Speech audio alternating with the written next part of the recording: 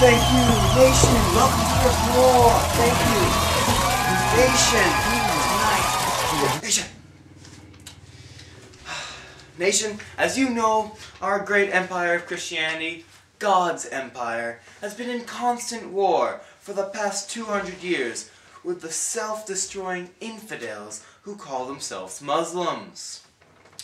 Now, they have taken what we have rightfully decided is our holy land, despite the fact that it is also holy to them. And since that time, our brave peasants, kings, knights, soldiers have been trying to take back what is rightfully ours, the Holy Land.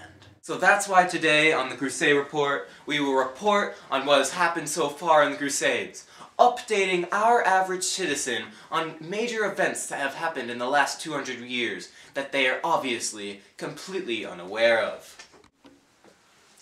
Nation, way back in the year 1093, the great patriarch Pope Urban II was aware of a problem. The Holy Land stealing Muslims had stolen our Holy Land.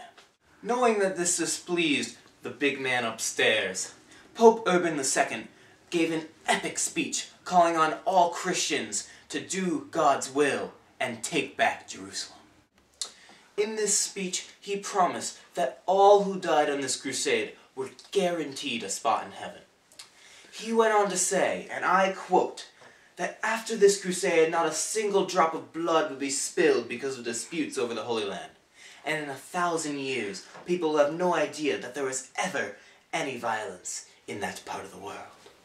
Now, this encouraged many people, including one man so much that he even decided to go on his own crusade before the first one even began.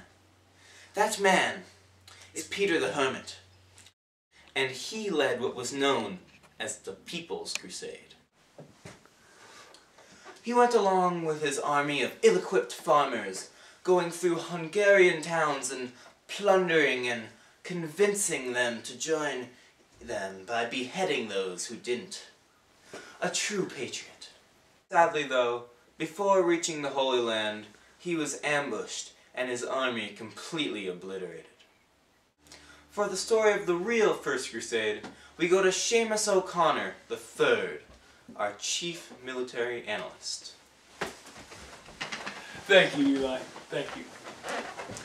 Now, the main First Crusade was not organized around a single leader, and weren't technically together until they reached Constantinople. When they did arrive to the city, they were a disappointment. Due to power disputes, the army was down to only a fraction of what was expected. About 1,500 cavalry and 1,200 infantry. With God on their side, they journeyed onward. They left Constantinople into the city of Nineveh, which they took over successfully, and then went on to Edessa, Antioch, Tripoli, and Acre, before arriving to the city of Jerusalem. We then broke the city walls in July of 1099. For what happens next, we go to our field reporter Joshua Fredrickson I in Jerusalem. Hi. I'm here, not in Jerusalem, but rather due to budget cuts, an empty field, which represents what is left of the city, after the Crusaders broke the walls. Once the Crusaders broke in, they mercilessly killed every inhabitant there was for 7 days. They then went on to steal what was valuable and burned what was not. Reporting for the Crusade Reports, I'm Joshua Fredrickson I. Sadly though, after our great victory in Jerusalem, many of the Crusaders left for home, leaving the conquered land vulnerable to counterattack. The enemy leader, Saladin, saw our weakness and took back his cities very quickly. Thank you, Seamus. I'll take it from here. Alright, no problem. Anytime. So in retaliation of these events, two great kings of Europe decided to take back the city of Jerusalem. That brings me to tonight's tip of my hat and a wag of my finger. First, a tip of my hat to King Louis VII and Conrad III of Germany for engaging on this epic quest to defeat Saladin. And a wag of my finger also goes to King Louis VII and Conrad III of Germany for being utterly obliterated by Saladin's army. Nation, Saladin may have been a great leader for our sworn enemy, but 3 of Europe's greatest leaders decided it was their duty to join forces and capture Jerusalem, because certainly nobody had tried to do that before. Now that Philip of France, Richard the Lion-Hearted of England, and Barbarossa of Germany had gathered their armies, they were off again to the holy city of Jerusalem where Saladin presided. And that brings us to tonight's word. When our fearless leaders went on their divine mission to recapture Jerusalem, they were certain they would prevail. Tragically, before they reached the city, King Barbarossa of Germany, God rest his soul, perished after his ship was viciously shattered by the ferocious winds which took Germany's beloved leader from them. Nation, although many German soldiers were discouraged and left because of this unfortunate loss, Richard the Lion-Hearted and King Philip continued towards Jerusalem. They met with Saladin's army in many great battles. And due to Richard the Lion-Hearted's courage, the Christians were able to form a truce with Saladin and the Muslims. This truce allowed Christians full entry into Jerusalem, which I think shows how successful the Third Crusade was. I mean, come on. Without the Third Crusade, it wouldn't have been possible to have 6 more Crusades. And folks, where would this show be without that? And that is tonight's word. Word? What is this word you speak of? I demand to know. God wills it. Richard the Lion-Hearted? What are you doing here? Your interview is yet to start. Go back to your trailer. I most certainly will not. Heads will roll if this interview does not start now. God wills it. Well, I suppose I can start it now for such a great man like yourself. Now, as we know, you played an integral role in making the Third Crusade happen. Yes, I did. Well, if I remember correctly, as King of England, you managed to raise a good amount of money for this expedition. What did that consist of? Well, it's really quite easy, Eli. You rob and persecute a Jewish family here, sell some royal land there. It's all really too easy. I even, as shall we say, imposed a very unusual tax to gain a little extra on the side. Richard, mind if I ask what kind of unusual task that was? God wills that you never know. Of course he does. Now, I'm not sure if I heard this correctly, but I was told that King Philip of France had left moderately early into the crusade. Could you confirm that? Yes, I can, Eli. You see, he was upset about my popularity amongst the men and slaves of our armies. And I said he could either suck it up and stay here like a God-loving man, or he could go home like a baby. And Eli, he chose the later. Richard, you dog. Lion. Oh yes, Richard, I've been meaning to tell you that that isn't a lion, it's a tiger. Close enough, Eli. Just roll with it. No, I can't roll with it. It's just not. It doesn't work. It's all part of the feline family. Well played. Now, what can you tell me about the leader of the Muslims, Saladin? Oh, good old Salad. What a guy. He's one of the few humans on Earth I could call my equal. For one day, when I was feeling a little under the weather, he sent me some of his best provisions to heal thee. And that, Eli, is chivalry at its finest form. I see. So, he isn't as horrible and cruel as I really wanted to make him out to be? Sadly, no. And I'd really like him if he wasn't into all this Muslim stuff.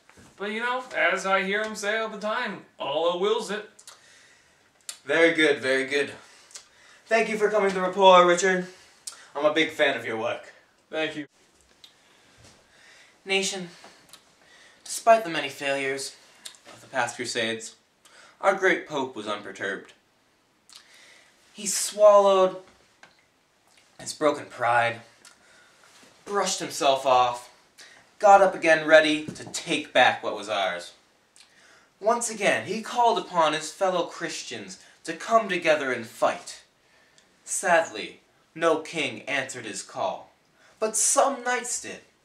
Once again, our Pope didn't care that his army now had no leadership, for he had an idea. His army were to go to Egypt and weaken the enemy's forces. This crusade had a real chance to succeed. To find out just how badly he and his forces destroyed them, we go to our other field reporter, William Smithenson of Dublin. Despite our high hopes for the Crusade, it didn't quite go as planned. After leaving for Egypt, the Crusaders were convinced to turn around and raid Constantinople for its wealth. Fueled by money, the knights destroyed manuscripts and statues, burning the city and stole what was valuable. For the report, I'm William Smithenson of Dublin. Oh, well then. Nation, we are in quite a predicament at this point. Despite our best efforts, our army cannot defeat that of the enemies. But luckily, some brilliant strategist realized that we were missing something. That there is a great power that we could harness and use it to take back Jerusalem. The power of God. If we use God's power, the sea will part for us, death will plague the enemy, and the city walls will fall to us. But how can we do this?